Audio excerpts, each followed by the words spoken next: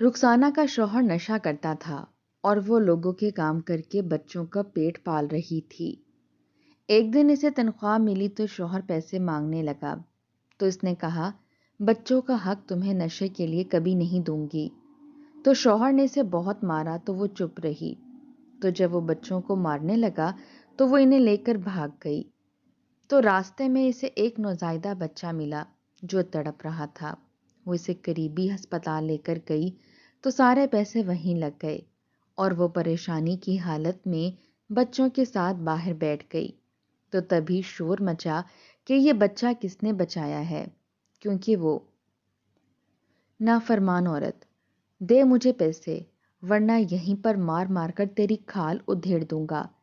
कितनी बार तुझे कहा है, मगर मेरी बात की समझ तुझे नहीं आती। रुखसाना का शौहर डंडे से बराबर इसे पीटता जा रहा था और साथ साथ इससे पैसे मांग रहा था। रुखसाना के जिस्म पर नील पड़ चुके थे, कपड़े फट चुके थे और बाल बिखर कर चेहरे पर आ गए थे, मगर इसके होंठों पर एक ही बात थी कि मैं ये पैसे नहीं दूंगी। ये मेरी मेहनत की कमाई है और मैं इसे अपने बच्चों पर खर्च करूंगी। वो रोटी के लिए तरसते रहते हैं, दो दो दिन भूखे रहते हैं, मगर तुझे सिर्फ अपने नशे की पड़ी रहती है। जरा तुम्हें बच्चों का ख्याल नहीं आता, हालांकि ये ख्याल तुम्हें होना चाहिए था। इनके लिए तुम्हें कमाना चाहिए था, मगर मैं कमा रही हूँ और उल्टा तुम मेरी मेहनत की कमाई भी ले जाते हो। आज मैं हरगिज तुम्हें पैसे नहीं दूंगी, क्योंकि छोटा बीमार है और बच्चों ने 2 दिन से खाना भी नहीं खाया है। रुखसाना की बातें इसके शौहर को तैश दिलाने के लिए काफ़ी थीं। वो मज़ीद इसे मारने लगा और इसके वार और भी सख्त हो गए। जब इसने देखा कि रुखसाना ढीठ बनी मार खाती जा रही है और पीछे हटने को तैयार नहीं, तो इसने रुखसाना को छोड़ा और बच्चों को मारने लगा। बच्चे चीखते चिल्लाते रहे, मगर इसके हाथ ना रुके। रुखसाना ने आगे बढ़कर बच्चों को बचाने की कोशिश की, मगर वो खुद कमज़ोर और निढाल हो चुकी थी। आखिरकार बच्चों को मारने के बाद इसने इन सबको घर से निकाल दिया।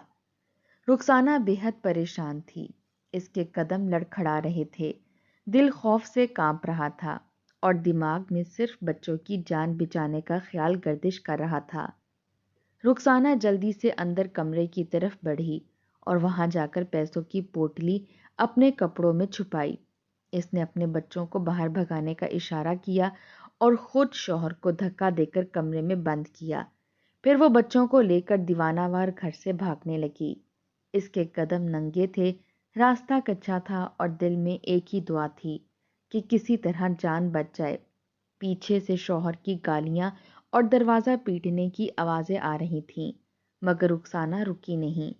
रुखसाना का शौहर नशा करता था और नशे की आदत को पूरा करने के लिए इसने शुरू शुरू में रुखसाना का जेवर बेचा था। रुखसाना ने शादी के बाद जो थोड़ा बहुत जेवर पाया था, वो सब इसके हाथों बिकता चला गया। फिर जब वो पैसे भी खत्म हो गए तो आहिस्ता आहिस्ता घर की एक एक चीज़ बिकने लगी। पहले बर्तन गए, फिर चारपाइयाँ, फिर पर्दे और आखिरकार दरवाज़ों के कवाड़ तक फरोख्त हो गए। बिल आखिर घर की सारी चीज़ें ख़त्म हो गईं और घर में फाकों की नौबत आ गई। इसी अरसे के दौरान रुखसाना के 3 बच्चे भी हो चुके थे और जिम्मेदारियां बढ़ती चली गईं। रुखसाना के माँ बाप हयात नहीं थे। वो चची के घर में रहती थी, जहां वो एक बोझ की तरह समझी जाती थी। चची ने इसे अपने सर से उतार फेंका था और इसके बाद पलटकर इसकी खबर तक नहीं ली थी। रुखसाना की उम्र भी अच्छी खासी हो चुकी थी, इस वजह से इसके लिए कोई मुनासिब रिश्ता तक नहीं मिल सका था।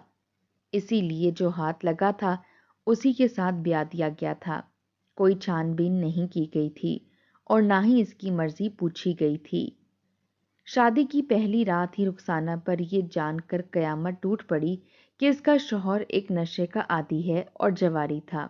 वो जुए में तमाम रकम हार जाया करता था और जो कुछ बचता था वो नशे में लगा देता था। जुए की आदत तो पैसे की कमी के बायस छूट गई थी, मगर नशे की लत इसे छूट ना सकी थी। हर रात वो नशे में धुत होकर आता और रुखसाना को मारना पीटना मामूल बन चुका था। محبت اور سکون کا تصور اس گھر میں کبھی نہ بن سکا تھا۔ رخسانہ نے جب یہ دیکھا کہ اس کے بچے فاقوں سے برے حال میں ہیں تو اس نے لوگوں کے گھروں میں کام کرنا شروع کر دیا۔ وہ صبح اندھیرے نکلتی اور رات گئے واپس آتی تھی۔ ایک طرح سے وہ اپنا سہارا خود ہی بننے لگی تھی، مگر یہاں بھی اس کے لیے مشکلات ہی مشکلات تھیں۔ پورا مہینہ وہ گدھوں کی طرح 5 سے 6 گھروں میں کام کرتی تھی، تب جا کر اسے 15 سے 16,000 روپے ملا کرتے تھے۔ مگر شوہر کی نظریں ہمیشہ ان پیسوں پر لگی رہتی تھیں۔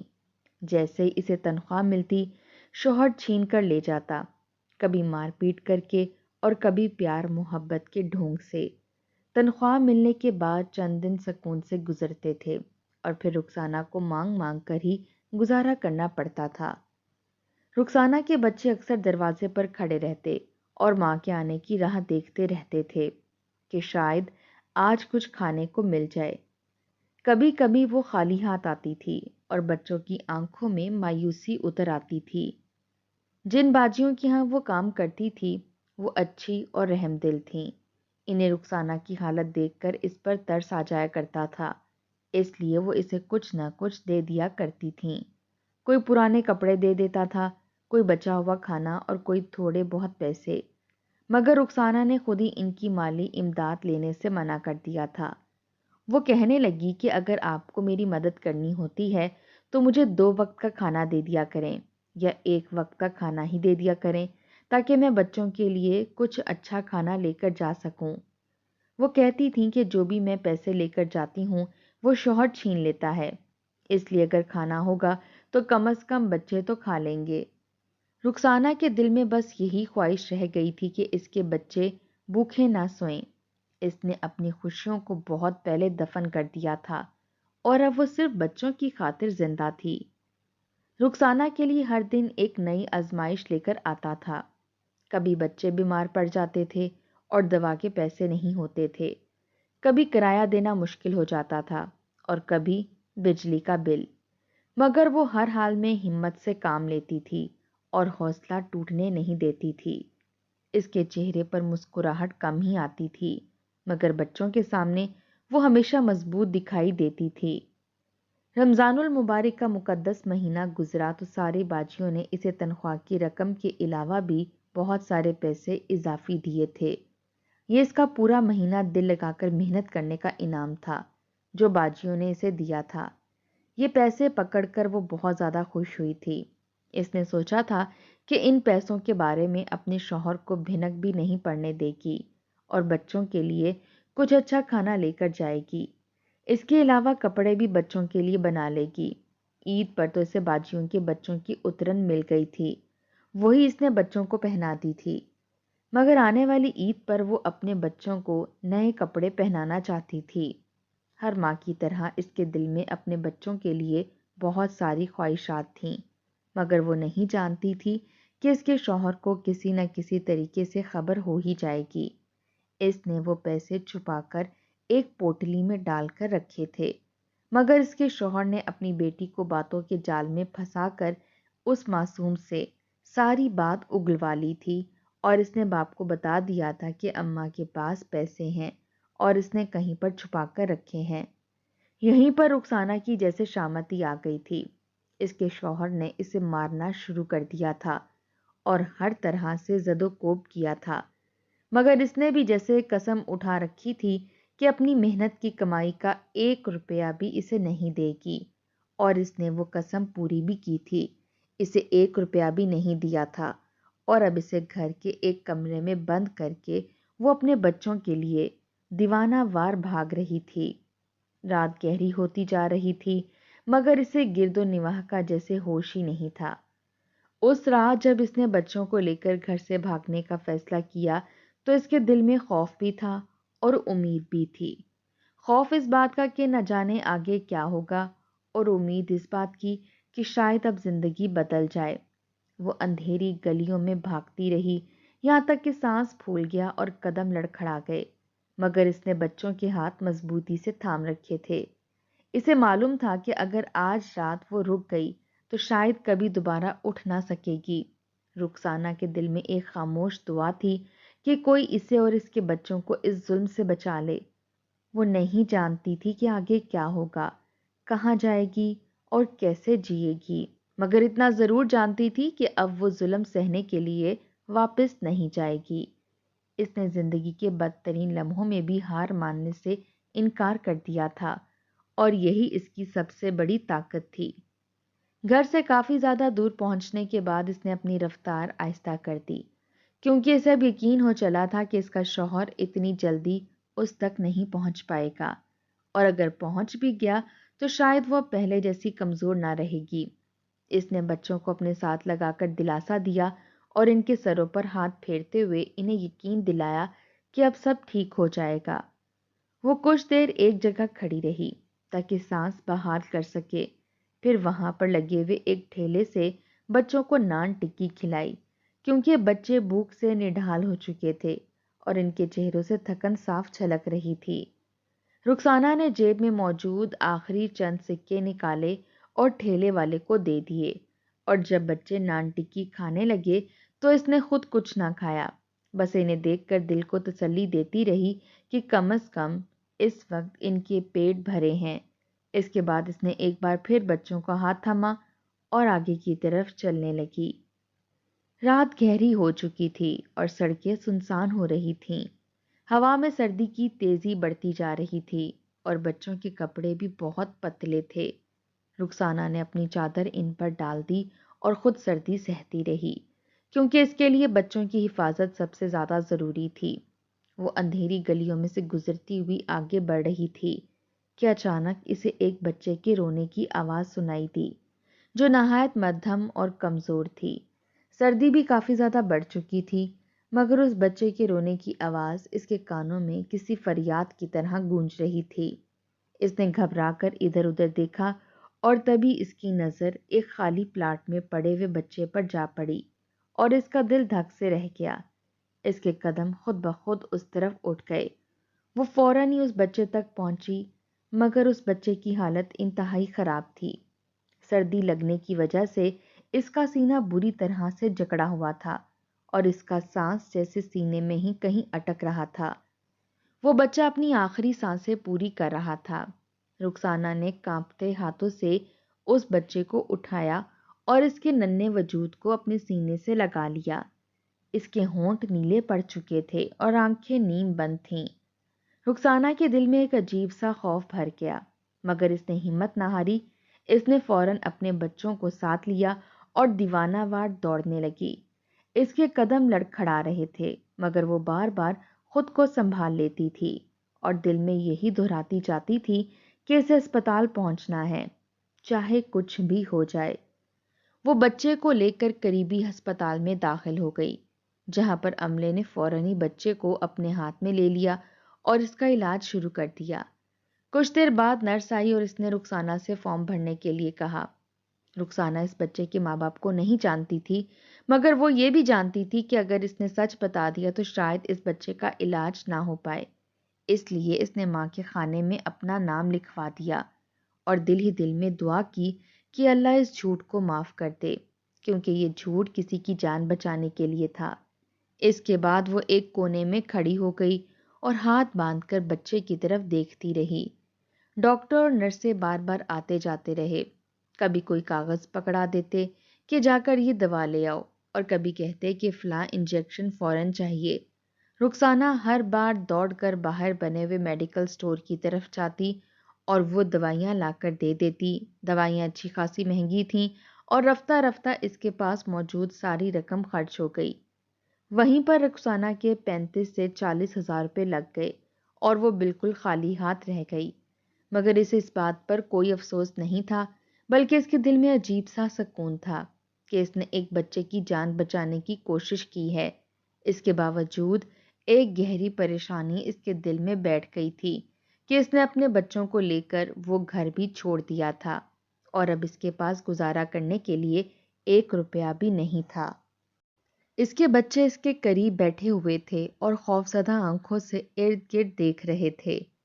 رخسانہ نے انہیں اپنے ساتھ لگایا اور کہا کہ ڈرو مت، سب ٹھیک ہو جائے گا، مگر خود اس کے دل میں اندھیرا پھیلتا جا رہا تھا اور اسے سمجھ نہیں آ رہی تھی کہ صبح ہونے پر وہ کہاں جائے گی اور کیسے جیے گی۔ ہوش آنے کے بعد جب وہ بچے کو دیکھنے کے لیے گئی تو وہ ہسپتال کے بیڈ پر لیٹا ہوا پرسکون نیند سو رہا تھا۔ اس کی ناک میں نالی لگی ہوئی تھی اور قطرہ قطرہ کر کے اس کے ہاتھ میں ڈرپ چل رہی تھی۔ اس کی لائی گئی دوائیاں اس بچے کی زندگی بچانے کے کام آ گئی تھیں۔ بچے کے چہرے کی اذیت جیسے کہیں دور چلی گئی تھی اور اس کی جگہ سکون نے لے لی تھی۔ ایک طرف اسے نیبولائز بھی کیا جا رہا تھا۔ بچے کے چہرے پر سکون دیکھ کر رخسانہ کو دلی سکون محسوس ہوا اور اس کی آنکھوں میں آنسو آ گئے، مگر یہ آنسو دکھ کے نہیں بلکہ شکر کے تھے۔ وہ وہاں سے اٹھ کر اپنے بچوں کو لے کر باہر آ بیٹھی، کیونکہ اسے اب اپنے بچوں کی طرف بھی توجہ دینی تھی، مگر آگے کا راستہ اسے بالکل بھی دکھائی نہیں دے رہا تھا۔ سمجھ نہیں آ رہا تھا کہ اب کہاں جائے اور کیا کرے۔ ایک اور بچے کا خرچہ اس نے اپنی زندگی میں بڑھا لیا تھا اور وہ جانتی تھی کہ یہ راستہ اور بھی مشکل ہو گیا ہے۔ پریشانی سے اس نے اپنا سر دونوں ہاتھوں میں تھام لیا اور خاموشی سے زمین کو دیکھنے لگی۔ بچے بے بسی بھری نظروں سے ماں کے چہرے کی طرف دیکھنے لگے۔ انہیں اندازہ نہیں تھا کہ ماں کن سوچوں میں گم ہے اور کن طوفانوں سے لڑ رہی ہے، مگر رخسانہ کے دل میں ایک بات صاف تھی کہ چاہے کتنی ہی مشکلات کیوں نہ آئیں، وہ ان سب بچوں کو تنہا نہیں چھوڑے گی، اور اسی یقین کے سہارے وہ اس اندھیری رات میں بھی ایک نئی صبح کی امید لگائے بیٹھی تھی۔ طبی ہسپتال کے برآمدے میں رخسانہ اپنے بچوں کو ساتھ لگا کر فرش پر بیٹھی ہوئی تھی۔ رات گزر چکی تھی اور صبح کی ہلکی روشنی کھڑکیوں سے اندر آ رہی تھی۔ ہسپتال کی دیواریں سفید تھیں مگر اس کے دل میں اندھیرا ابھی پوری طرح چھٹا نہیں تھا۔ وہ خاموشی سے اپنے بچوں کے بال سہلاتی رہی اور کبھی کبھی دروازے کی طرف دیکھتی رہی جہاں سے ڈاکٹر اور نرسیں آ جا رہی تھیں۔ اس کے دل میں عجیب سا سکون بھی تھا اور ایک انجانی سی گھبراہٹ بھی۔ سکون اس لیے کہ اس نے ایک جان بچانے کی کوشش کی تھی، اور گھبراہٹ اس لیے کہ اب اس کے پاس کچھ بھی نہیں بچا تھا۔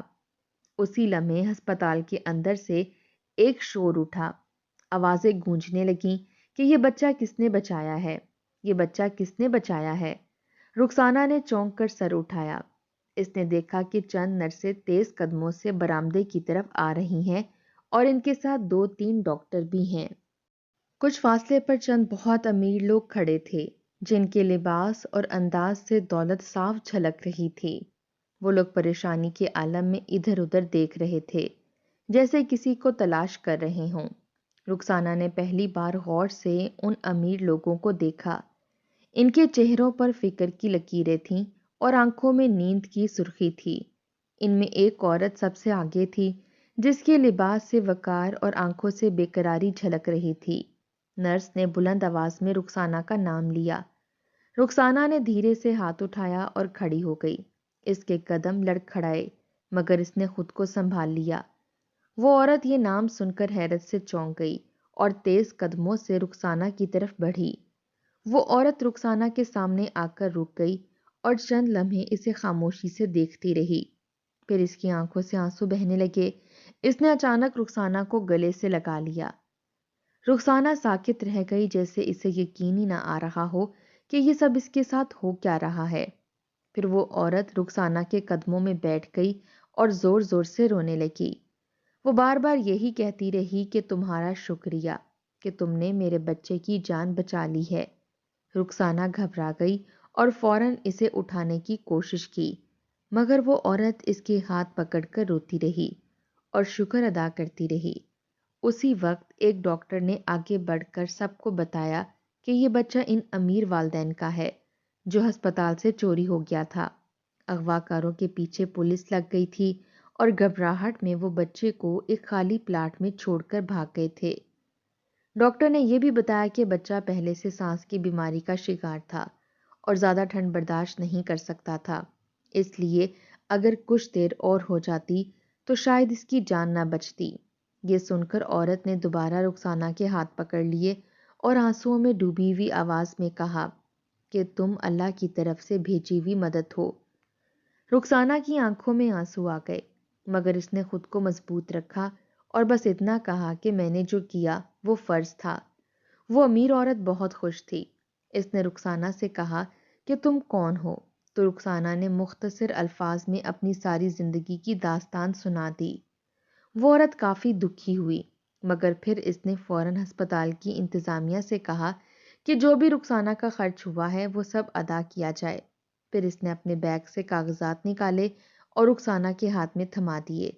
اس نے کہا کہ یہ ایک چھوٹے سے گھر کے کاغذات ہیں جو میں تمہیں تحفے میں دے رہی ہوں تاکہ تم اور تمہارے بچے سکون سے رہ سکیں۔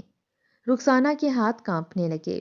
اسے لگا جیسے کوئی خواب دیکھ رہی ہو، مگر وہ خواب نہیں تھا بلکہ حقیقت تھی۔ اس عورت نے یہ بھی کہا کہ وہ رخسانہ کے لیے نوکری کا انتظام کرے گی اور اس کے بچوں کا سارا خرچ بھی اٹھائے گی۔ وہ چاہتی تھی کہ رخسانہ اب کبھی کسی کے ظلم کا شکار نہ ہو۔ رخسانہ کی آنکھوں میں آنسو بھر آئے۔ اس نے آسمان کی طرف دیکھا اور دل ہی دل میں شکر ادا کیا۔ اس نے سوچا کہ شاید اللہ نے اس کی ساری تکلیفوں کا جواب ایک ہی لمحے میں دے دیا ہے۔ رخسانہ نے اپنے بچوں کو پاس بلایا، ان کے سروں پر ہاتھ رکھا اور پہلی بار دل سے مسکرائی۔ وہ امیر خاندان رخسانہ کا بہت احسان مند تھا۔ وہ سب بار بار اس کا شکریہ ادا کرتے رہے۔